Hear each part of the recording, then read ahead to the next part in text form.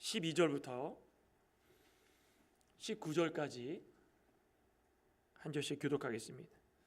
베드로 전서 4장 12절부터 19절까지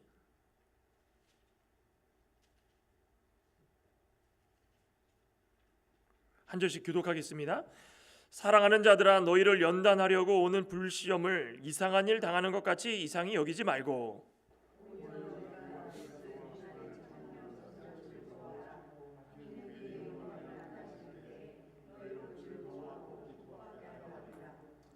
너희가 그리스도의 이름으로 치욕을 당하면 복 있는 자로다. 영광의 영 곧 하나님의 영이 너희 위에 계심이라.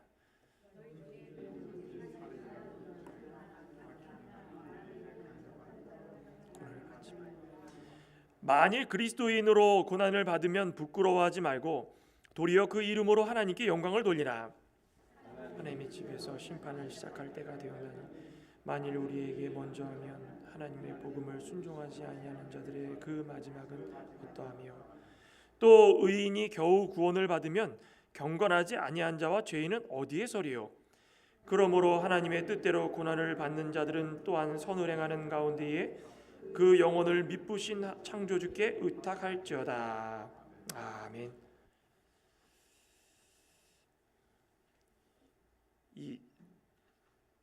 제가 수요일마다 옥중서신을 좀 같이 나누고 있는데 사도 바울의 생각이나 사도 베드로의 생각이나 똑같죠. 그러니까 믿음을 가지고 살아가는 자들의 모습은 다 똑같다라는 것입니다. 오늘 이 그리스도인이 받을 고난입니다. 그리스도인이 받을 고난. 본문의 이 고난에 대해서 딱 세 가지만 기억을 하시면 됩니다. 즐거워하라, 부끄러워하지 말라, 맡기라. 요 세 가지입니다. 이제 요거를 통해서 같이 말씀을 나눠보고자 하는데, 즐거워하라, 부끄러워하지 말라, 맡기라. 이 당시가 이 AD 한 64에서 65년경이었는데 이 네로 황제 때였죠. 그 네로 황제 때 이 로마가 이 유대인들, 그리스도인들을 얼마나 핍박을 했습니까? 그 네로 황제로부터 시작된 이 박해가 로마 전역으로 그냥 유행처럼 번져나가면서 이 황제가 바뀌고 250년간 이어지도록 이 그리스도인들의 핍박이 너무 심했다라는 것입니다. 그게 이제 로마에만 한정됐습니까? 지금으로 이야기하면은 지금 튀르키예와 전쟁이 일어나고 있는 우크레인 쪽, 이 소아시아 쪽, 유럽 붙어 있는 그 소아시아 쪽까지도 전역까지도 그리스도인들이 많았기 때문에 로마의 지배를 받고 있는 지역이라고 그러면 그 로마의 잔인성을 말할 수 없이 다 경험했다라는 것입니다. 얼마나 잔인했냐면 성경 소각하는 것은 기본이고 사람들 그리스도인들을 예배를 금지하고 잡아다가 이 동물의 가죽으로 덮어 씌웠답니다. 그러고선 이 개들을 풀어가지고 물어뜯게 하고 또 사람을 화형을 시키는데 촛불로 사용해. 촛불로. 그러니까 너무 재미로 죽이는 거죠. 어두움이 있으면 사람들을 그리스도인을 잡아다가 화형대에 세우고서 불을 질러가지고 자신들 그 촛불처럼 환하게 비춰가지고 자신들 개인적인 일을 하는데 막 썼답니다. 얼마나 끔찍합니까? 그냥 화형도 아니고 이렇게 서슴없이 자신들의 만족을 위하고 이 그리스도인들 죽이는 거 즐거워하면서 그렇게 많은 사람들이 죽었습니다. 250년간. 그 사도 베드로는 그 중심에 서서 그리스도인들이 기도하면서 믿음으로 준비하지 않으면 이 고난을 어떻게 이겨낼까? 그냥 처해진 환경 가운데에 기도는커녕 어떡하지 하면서 그 환경을 맞이한다면 그 해결할 방법이 없다라는 것입니다. 모양은 그리스도인인데 똑같은 그리스도인이기 때문에 잡혀가가지고 죽이는 건 다 똑같은데 어떤 사람은 기도로서 이겨내고 어떤 사람은 걱정하고 그럼 어떻게 하겠습니까? 결과는 뻔하지 않겠습니까? 기도로 이겨낸 사람들은 하나님의 은혜 가운데 잘 이겨내가지고 영원한 이 하나님께서 주시는 그 귀한 복들을 누리며 살아갈 수 있을 것이고 만약에라도 하나님 택정된 자들이지만 그 고난을 기도로 이겨내지 않고 그냥 인본주의로 이겨내면서 고통 속에서 하나님은커녕 자신의 생각으로 이겨낸다면 그건 어떻게 되겠습니까? 부끄러운 구원을 받는다는 것입니다. 또 아예 택정받지 못한 자들은 그건 아예 볼 것도 없습니다. 진정이 그리스도인들이 살고자 한다면은 이 끔찍한 이 고통과 죽음 분명히 맞이할 텐데 그것까지도 각오하고 있느냐? 이 사도 베드로가 그거 이야기하고 있다는 것입니다. 그 각오가 되어 있느냐? 만약에 각오가 되어 있다면 그게 우리의 고난이다. 이 고난에 대해서 진정한 의미를 너희들이 좀 알기를 원한다. 그겁니다. 이 고난의 이 의미와 목적 그걸 알지 못하면은 이 성경에서 나오는 이 고난 이해하지 못합니다. 이 성경에서 이 고난만 쓰였습니까? 고난과 비슷하게 쓰인 말이 연단, 또 환난, 그죠? 핍박도 있고 여기 지금 12절에도 연단이라고 나오는 이 단어 자체가 헬라어에 보면 사전적인 의미에 아예 그 자체가 금을 통해서 실험을 하는 과정이 증명이 된다 이런 뜻으로 되어 있습니다. 그 무엇입니까? 아까 좀 이따도 설명하겠지만 그만큼 고통 가운데 살아가는 것이 고난이라는 것입니다. 근데 사도 바울은 로마서에 뭐라 그랬습니까? 그런 환난이 우리에게 인내를 주고 인내가 우리에게 연단을 주고 연단이 우리에게 소망을 준다 그랬어요. 환난이 있건 연단이 있건 간에 그거는 첫째가 되지 못하고 제일 첫째 되는 것은 마지막이 소망이라는 것입니다. 그러니 소망을 이루고자 모든 것들은 그냥 다 따라 나오는 것인데 그 양념처럼 따라오는 것들을 너무 신경 쓰다 보니까 우리가 얻어야 될 것을 얻지 못하고 끝날 때가 많다라는 것입니다. 누군가에는 이 고통스러운 일이겠지만 그렇다고 우리 그리스도인들이 그 누군가라는 그 대상, 이 고난을 그냥 고통으로만 생각하는 대상과 똑같이 그냥 감정적으로 처리하는 것이 아니라 사도 베드로도 이야기하고 사도 바울도 이야기하고 다 그 밖에 다른 제자들도 이야기한 것처럼 우리가 구원을 이루어 나가는 데 있어 가지고 가장 필요한 것이라 생각하면 이루어 나간다는 것은 장성한다는 거 아니겠습니까? 그럼 최종적으로 장성하기까지 그것이 우리에게 필요한 거라면 자신을 만족하는 것에 머무르지 말고 이런 것을 통하여 가지고 하나님께서 우리에게 주시고자 하는 은혜가 어떤 것인지를 알라는 것입니다. 그게 진정한 고난이고 진정한 연단이다. 오늘 사도 베드로가 말씀하는 고난 바로 그런 것입니다. 그러니 첫째로 우리가 고난에 대해서 말씀하고자 하는 건 고난에 참여하는 것으로 즐거워야 된다는 것입니다. 즐겁습니까? 고난 참여하는 것이? 우리 김신혜 집사님 고난이 즐거운 것입니까? 아니죠. 이거 즐거울 수가 없습니다. 저도 그렇죠. 뭐 목사라고 고난이 즐겁겠습니까? 아니 고난만 오면은 그냥 발을 동동 구르면서 이걸 어떻게 해결해야 될까? 제일 먼저 생각나는 게 그겁니다. 사람의 생각으로 이걸 해결하려는 거. 그런데 하나님께서 사도 베드로를 통해서 우리에게 말씀하시는 것은 고난에 참여하는 거 즐거워하랍니다. 즐거워하라. 12절에 그러죠? 사랑하는 자들아 너희를 연단하려고 오는 불시험을 이상한 일로 여기지 말라는 것입니다. 13절에 오히려 너희가 그리스도의 고난에 참여하는 것으로 즐거워하라. 우리 성도를 징계하거나 어려움에 처하게 하고 또 어려움을 통하여서 우리가 가지고 있는 거 빼앗고 또 자녀의 어려움 또 직장 구하는 게 어려움 모든 것 어려움 하나님께서 우리에게 고난 주실 때 재미삼아 그렇게 하십니까? 야 한번 당해봐라 그러면서 아이고 너네 이거 한번 당할 때마다 뭘 느끼는지 한번 내가 보겠다 그러면 재미삼아서 빼앗고 그러십니까? 그런 하나님 아니시죠. 이 연단이라는 것은 우리에게 당하는 어려움이라 할지라도 우리 말씀 속에서 분명히 보아온 것처럼 이상한 일로 여기지 말라는 거지. 이상한 일로. 그죠? 사랑하는 자들아라는 게 전제에 깔려 있지 않습니까? 내가 너희들을 택하고 나의 자녀로 삼고 자녀라는 것은 내가 너희를 사랑한다라는 증거인데 내가 사랑하니 그러니 연단을 너희들에게 줄 것인데 그 연단에 대해서 이상하게 여기지 말라는 것입니다. 아니 부모님이 자녀를 키울 때도 그러지 않습니까? 언제나 뭐 시도 때도 없이 사랑만 줍니까? 시도 때도 없이 뭐 원하는 거 다 사줍니까? 시도 때도 없이 뭐 맛있는 거 다 해줍니까? 말 안 들으면 혼낼 수도 있고 빼앗을 수도 있고 하지 말라고 할 수도 있고 낭떠러지로 걸어가고 있는 내 사랑하는 자녀를 가지고 그래 잘 간다 할 수 있는 부모가 있습니까? 낭떠러지로 가려고 그러는데 말 안 들으면 때려서라도 돌이킬 수 있을 수 있어야지 그게 부모 아니겠습니까? 그 때리는 과정을 못 참아가지고 내 부모 아니고 왜 때리느냐 그러고 나는 일로 가려고 그러는데 왜 때리? 그게 어리석은 자라는 것입니다. 그러니 살아가는 자들에게 연단 주는 것을 이상하게 여기지 말라.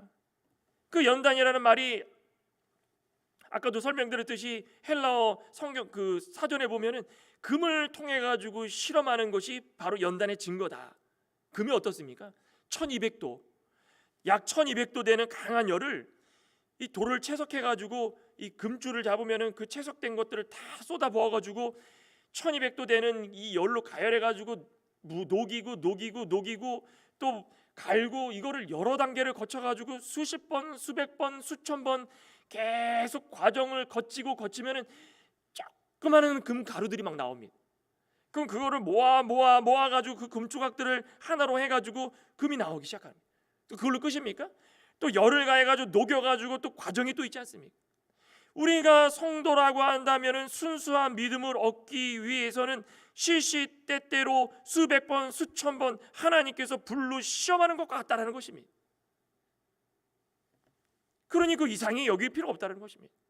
고통 속에 살아가도 하나님께서 나에게 이런 과정을 통하여서 순수한 믿음을 주시려는구나. 우리 믿음의 조상 아브라함도 그러지 않았습니까?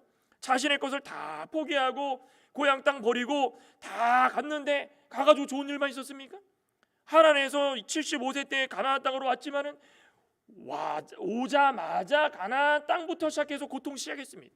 먹을 게 없고 흉년 들어가지고 애국으로 내려가고 자식이 없어가지고 자기의 부인 사라와 하갈과 싸움이 나고 낳은 자식이 먼저는 또 몸종의 하갈의 몸에서 나와가지고 싸움이 나고 매 순간마다 세월을 지내면서 25년 동안 순탄한 적이 한 번도 없었고 백사가 되어가지고 아들을 낳았는데 그 아들을 하나님께서 바치라고 그러는데 그것조차도 아브라함에게는 이해할 수 없는 일이었다는 것입니다.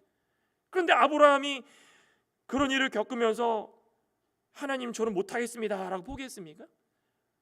그런 일 겪으면서도 순간에 잘못한 일은 하나님께 회개하고 돌아와가지고 다시금 하나님의 언약을 붙들고 살아가면서 25년 동안을 모든 믿음 생활 가운데 갈고 닦고 흔들림 가운데서도 다시 한번 하나님을 붙들고 그러면 과정들을 여러 차례 수백 번 거쳐가면서 마침내 100세 때에 낳은 아들을 바칠 수 있는 믿음이 생겼다는 것입니다. 이게 보통 믿음이 있습니까? 욥은 어떻습니까? 욥은 잘 알지 않습니까? 우리 욥기 23장 10절이 왜 나왔습니까?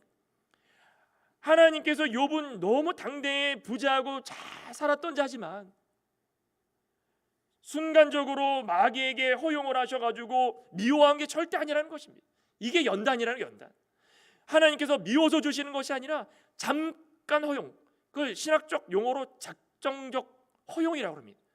내가 살아가는 자들을 잠깐 내버려둬서 이들이 돌아올 수 있으면은 복이고 돌아오지 못하고 빠지면 하나님의 징계를 받아가지고 더욱 단련시키고 하나님께서 이런 허용을 통해 가지고 욥에게 고난을 주시는데 자기의 재산뿐 아니라 자녀까지도 다 죽게 만들어 가지고 또 그것뿐 아니라 친구들이 와가지고 자기에게 논쟁을 하면서 쓸데없는 그 괴로움을 주고 그것을 통해 가지고 지났나 싶었더니 자꾸 자기 속에서 싸움이 일어나면서 스스로 너무 힘들었다는 것입니다.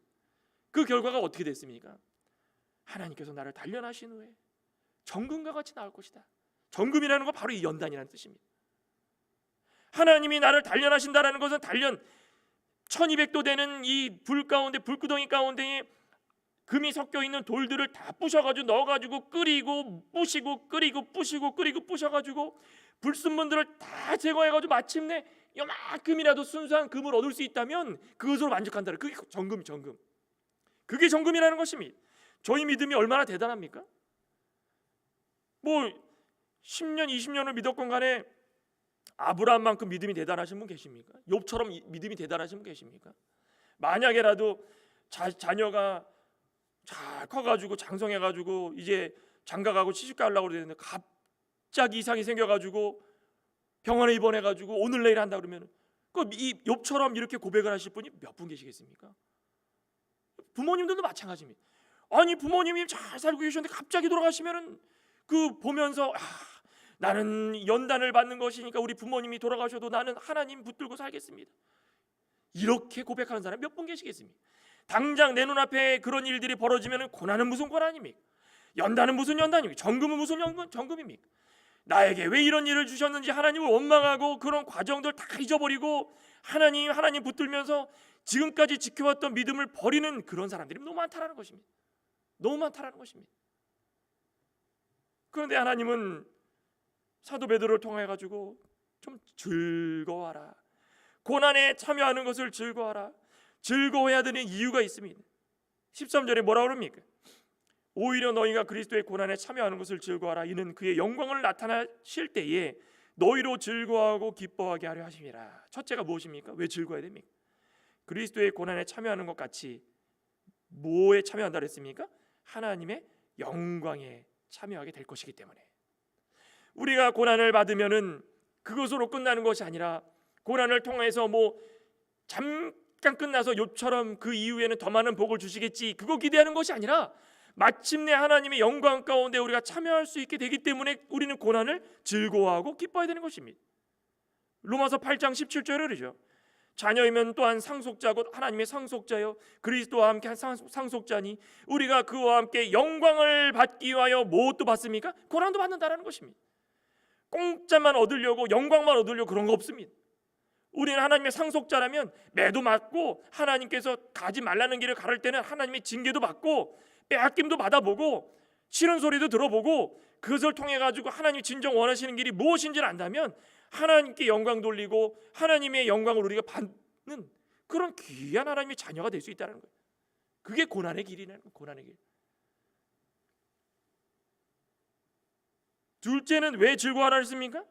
그 고난은 그리스도의 권능에 참여하는 것이기 때문이다. 13절 14절 다시 한번 보면 오히려 너희가 그리스도의 고난에 참여하는 것으로 즐거워하라. 이는 그의 영광을 나타내실 때에 너희로 즐거워하고 기뻐하게 함이라. 너희가 그리스도의 이름으로 치욕을 당하면 복 있는 자로다. 영광의 영 곧 하나님의 영이 너희 위에 계심이라. 너희 중에 누구든지 살인이나 도적질이나 악행이나 남의 일을 간섭하는 자로 고난을 받지 말려니와. 고난은 이 그리스도의 권능에 참여하는 것입니다. 권능이라는 것은 하나님께서 주시는 우리의 능력 아니겠습니까? 우리가 어떤 일을 당하든지 간에 그것을 이겨낼 수 있다 그러면 우리의 힘으로 될 수 있는 것이 아무것도 없다는 것입니다. 하나님 그리스도의 이름으로 치욕을 당할 때마다 복 받는다고 그랬는데 그 치욕 당함을 우리가 어떻게 이겨내야 되는가? 우리의 힘으로 능으로 할 수 없다. 그를 기억한다면은 하나님께 모든 것들을 맡기고 그 능력을 힘입어야 된다는 것입니다.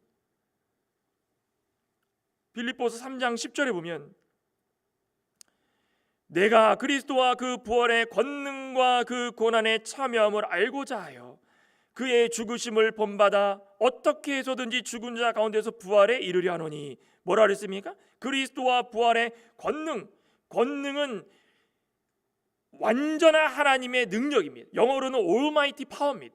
그 누구도 따라갈 수 없는 완전한 힘, 그 힘, 고난에 참여함을 알고자 하여 그의 죽으심을 본받아 어떻게 해서든지 죽은 자 가운데서 부활에 이르려 하노니. 하나님의 힘을 받아가지고 모든 고난들을 힘써 이겨낼 때에 영광에 참여할 수 있다는 것입니다. 또 한 가지는 왜 즐거워하라 그러냐? 고난의 상은 크기 때문입니다. 크기 때문에. 그죠? 오늘 말씀 가운데 영광의 영, 하나님의 영이 너희 위에 함께 계시다 그랬죠. 하나님께서 우리에게 영광을 주시는데 이 마태복음에 보면은 5장에 한번 볼까요? 마태복음 5장에 11절에 산상보험을 통하여서 우리에게 이렇게 말씀을 하십니다. 마태복음 5장 11절에 나로 말미암아 너희를 욕하고 박해하고 거짓으로 너희를 거스러 모든 악한 말을 할 때에는 너희에게 복이 있나니 기뻐하고 즐거워하라 그랬죠. 뭐라 했습니까? 사람들이 나에게 어떤 욕을 하건 박해, 물리적으로 때리건 아니면은 감정적으로 건드리건 거짓으로 나를 믿음에서 떠나게 하건, 우리가 믿음 생활하면 이런 일이 너무 많을 텐데 그런 일이 있을 때마다 다른 거 생각하지 말고 기뻐하고 즐거워하랍니다. 이것도 한 가지 고난의 과정이라는 것입니다. 우리 아무리 제가 미국 가가지고 신기했던 게 하나가 뭐냐면, 나무는 엄청 큰데, 제가 그 노스캐롤라이나에서 공부할 때 토네이도가 지나간 우리 성도 집이 있어가지고 도와주러 갔는데 완전 나무가 넘어져가지고 집을 반토막 냈습니다. 야, 이 나무가 어떻게 쓰러졌을까? 그래서 봤더니 나무는 제가 이렇게 안아도 한 성인 한 3-4명이 안을 정도로 큰 나무인데, 아니 뿌리는 그냥 땅에 그냥 흩어진 것처럼 깊지가 않았습니다. 참 신기하다. 그러니까 우리 믿음도 뭐 마찬가지라는 겁니다. 아무리 덩치가 큰 나무라 할지라도 태풍이 왔을 때 뿌리가 깊지 않으면 확 넘어가 버립니다. 그런데 아무리 하찮은 나무고 보잘것없는 나무고 작은 나무라 할지라도 뿌리가 깊은 나무는 너 흔들린 태풍에 토네이도에 아무리 부서져도 버티고 버티면, 잘 버틴 이후에는 어떻게 됩니까? 뿌리가 더 튼튼해지고, 열매 맺으려고 기다렸다면 잎이 피고 열매 맺어가지고 그 결과물을 얻을 수 있다는 것입니다. 우리 그리스도인들도 마찬가지 아니겠습니까? 세상을 살아가면서 믿음 지키려고 할 때마다 태풍과 같이 흔들려지고 욕하고 우리를 좌절시키고 낭망시키고, 욥과 같이 아브라함과 같이 우리가 가지고 있는 거 뺏기고 빼앗기고 할 수 있는 거 아무것도 없이 계속적으로 우리를 흔들어대도 믿음의 뿌리가 잘 박혀가지고 모든 바람을 잘 몸으로 맞고 또 맞고 또 맞아도 마침내 다 지나가고 나면은 나무가 더욱더 튼튼해지고 잎이 피고 열매를 맺을 수 있다는 것입니다. 이게 우리에게 주는 고난의 목적 아니겠습니까? 그러면서 14절 다시 한번 보면은, 너희가 그리스도의 이름으로 치욕을 당하면 복이 있는 자로다. 영광의 영 곧 하나님의 영이 너희 위에 계심이라. 고난을 즐거워해야 되는 이유 또 한 가지는 영광의 영 하나님의 영이 위에 계시기 때문이다. 그겁니다. 하나님이 우리를 모르는 척하는 분이 아니라는 것입니다. 우리 쉬운 성경으로 보면은 이 문장을 이렇게 번역을 했습니다. 그리스도의 이름 때문에 모욕을 받는다면 그것은 도리어 복입니다. 이유는 영광의 영이신 하나님의 성령이 여러분과 함께 계시다는 표시이기 때문입니다. 이겁니다. 무슨 뜻인지 이해되십니까?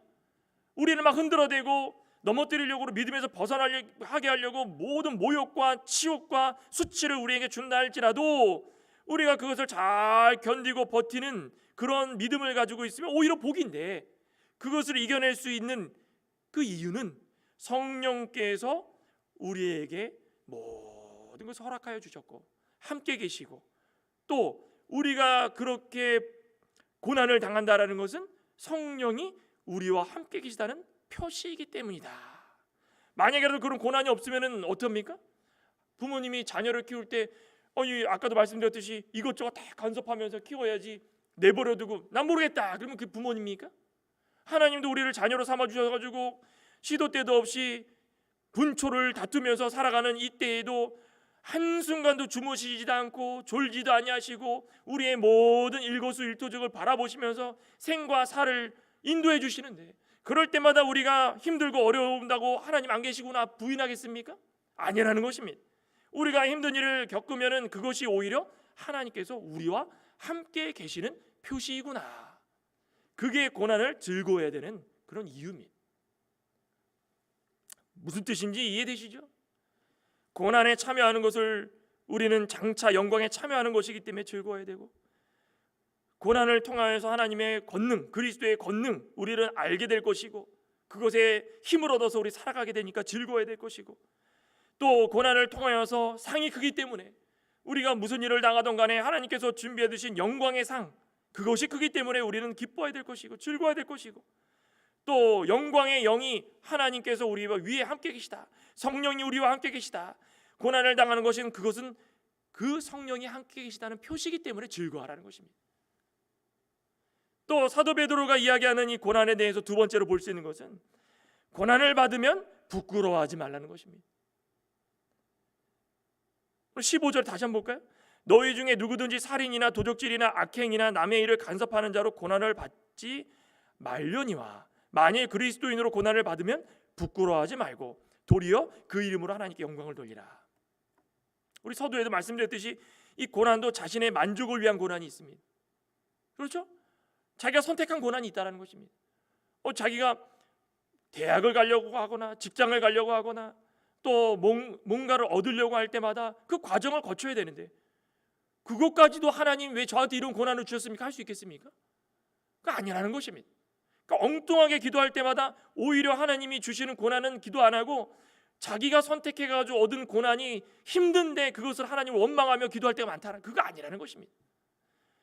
자신이 선택한 고난에 대해서는 당연히 그것은 짊어지고 가야 될 것이고 내가 받지 말아야 될 고난 가운데에서 내 욕심으로 얻은 것이 아니라 믿음을 지키다가 당하는 고난이라면 그것은 우리는 감수를 해야 된다는 것입니다.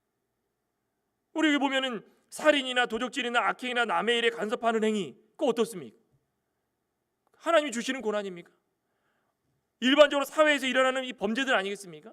만약 그리스도인들이 이런 일을 저질렀다고 한다면은 살인 저지르고 도적질 저지르고 악행 저질러 가지고 감옥 갔는데 하나님 왜 저에게 이런 고난 주십니까? 이게 말이 됩니까? 그러니까 사람들은 잘못 생각하고 있다는 거예요. 항상 기준이 자기라는 것입니다.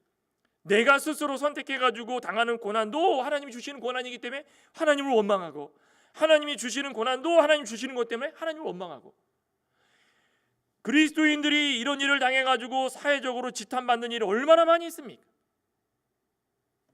이 고난으로 말할 수 있으면 아니라는 것입니다.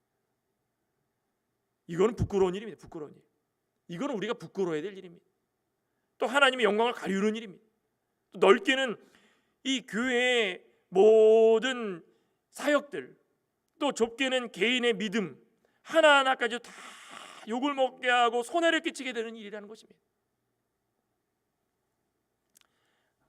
믿음에 유익이 있다면 얼마나 좋겠습니까? 아무 이유 없이 남의 일 또 막 간섭해가지고 참견해가지고 자신이 만족을 얻으려고 할 때에 상대방은 힘들어하는데 자신은 희희낙낙 좋아하면서 그들의 아픔을 즐거워하고 욕을 먹는 것에 대해서도 즐거워하면서도 오히려 그들에게 고난 받는 거 즐거워하라 이렇게 얘기하는 사람도 있다는 것입니다. 자신을 돌아보지 않고 상대방이 그렇게 힘들어하면은 서로 기도해 줘야 되는데 자신은 즐거우니까 그 상대방한테 고난 받는 거 즐거워하라고 그랬으니까 고난 받는 때 기도해라. 그러면 하나님 보시기에 뭐라고 생각하겠습니까? 부끄러운 줄 알아라. 부끄러운 줄 알아. 그렇죠? 우리의 잘못된 행동으로 상대방의 고통을 받으면은 그 사람은 고통을 받고 고난을 받으니까 그 사람에겐 유익이 될 수 있어도 나에겐 유익이 안 되고 오히려 부끄러움이고 하나님께 영광 돌리지 못하는 일이기 때문에 오히려 내가 믿음의 손해라는 것을 깨달으라는 것입니다. 이거를 참 이게 깨닫기가 참 힘듭니다. 사람들이 일단은 합해다 보면 나는 제외하고 상대방을 바라볼 때가 참 많습니다. 우리 잠언 26장 17절에 보면 길로 지나가다가 자기와 상관없는 다툼을 간섭하는 자는 개의 귀를 잡는 자와 같다 그랬죠. 그죠? 개의 귀 이렇게 잡으면 개 얼마나 고통스럽습니까? 지나가다가 내버려두면 되는데 그냥 쓰다듬거나 이쁘다 하면 좋은데 한번 잡아볼까 귀를 쫙 잡습니다.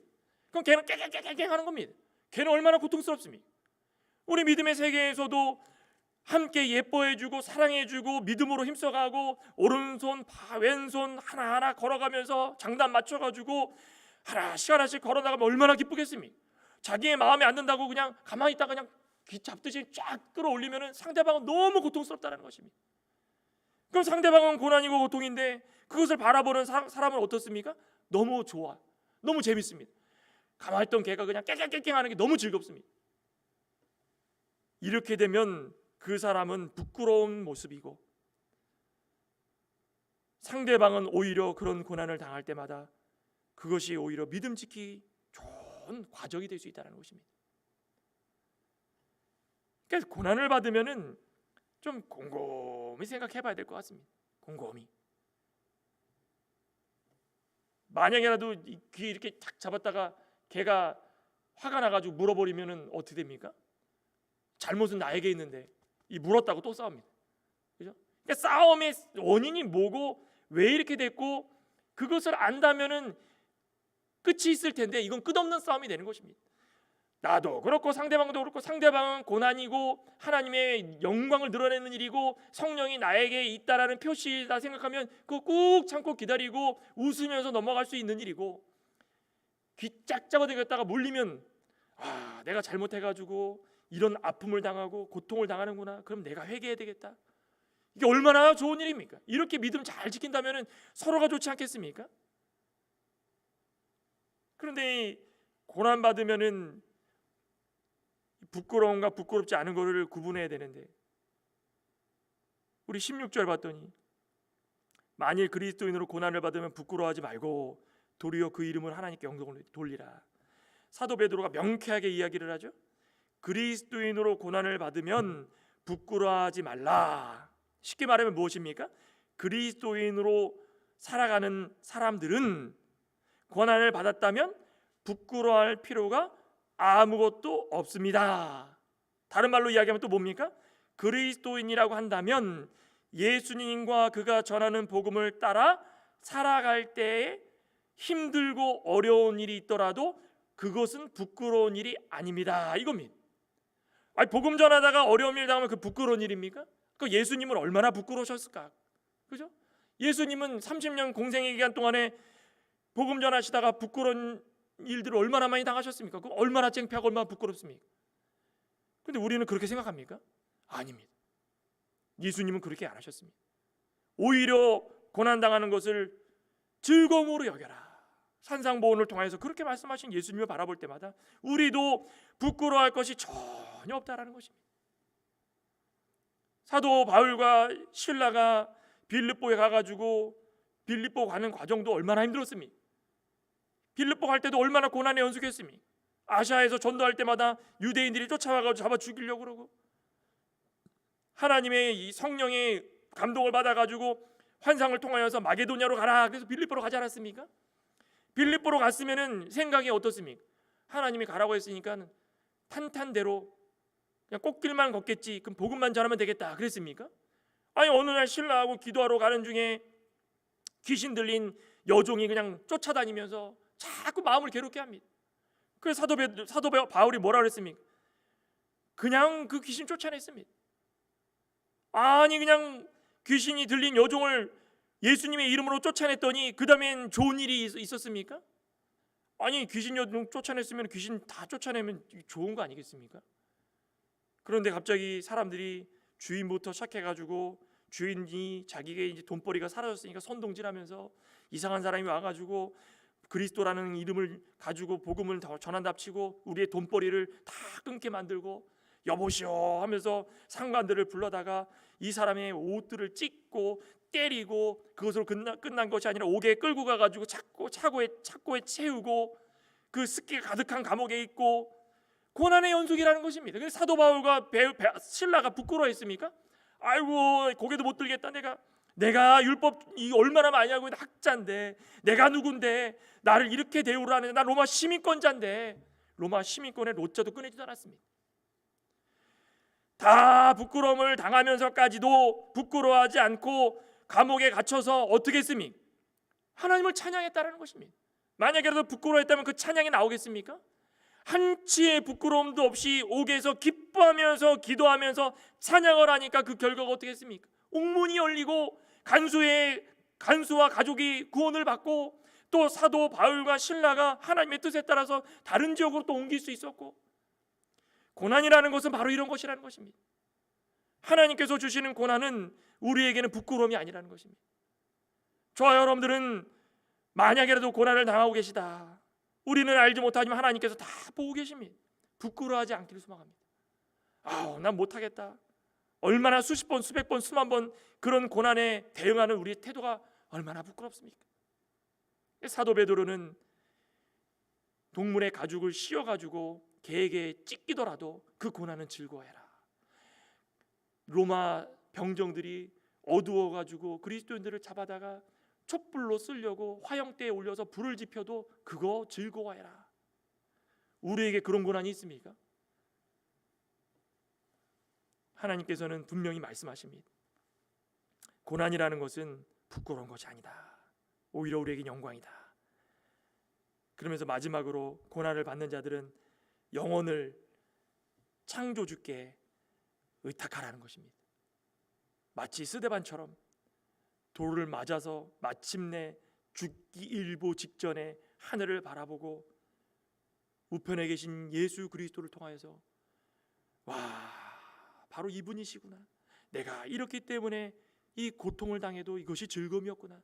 내 영혼을 부탁하나이다. 저들을 용서해 주시옵소서. 예수님이 십자가상에 달려 죽기까지 고통당하실 때처럼 스데반은 직접 그것을 몸으로 실천했다. 순종했다라는 것입니다.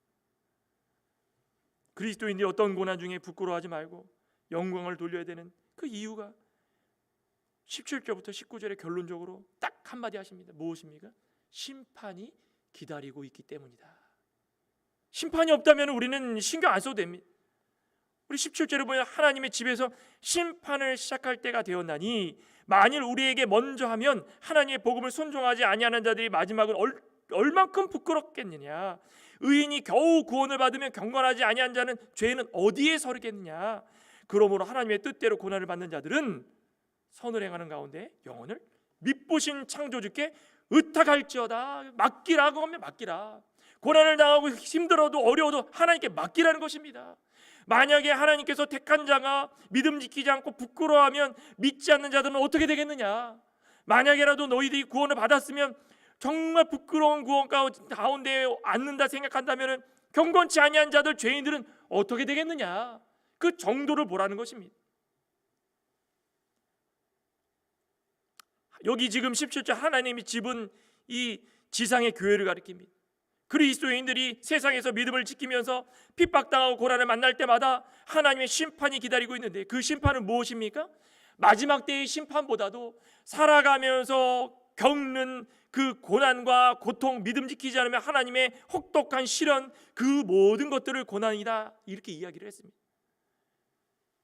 그것이 17절에 하나님의 집에서 심판을 시작할 때가 되었나니. 그런데 마지막에 하나님의 뜻대로 고난을 받는 자들은 또한 선을 행하는 가운데 영혼을 맡기신 창조주께 의탁할지어다.